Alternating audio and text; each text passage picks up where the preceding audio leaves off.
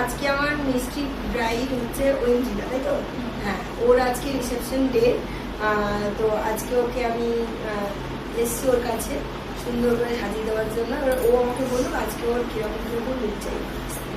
পুরোটা তোমাকে বলা আছে ফার্স্ট অফ অল যে হেয়ারটা কার্লস হবে, আর ফেসের মেকআপ তুমি যেটা ভালো বুঝবে তুমি তোমার মতো করে সবই আমার মতো। আই মেকআপ, আই মেকআপটা তোমাকে বলা আছে, তার মধ্যে তুমি যেরকম আমাকে ভালো লাগবে সেই হালকা গ্লিটারি সিমেন্ট। হ্যাঁ, একদম লাইট। ওকে, আর একটু স্মোকের নিউড।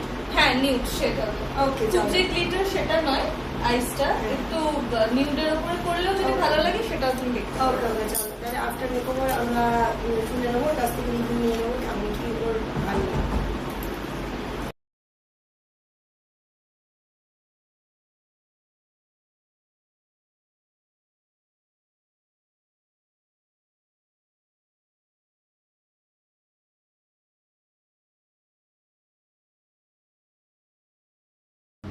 আচ্ছা ঐন্দ্রিলা, বলো কেমন কি লাগলো সেজে আমার কাছে?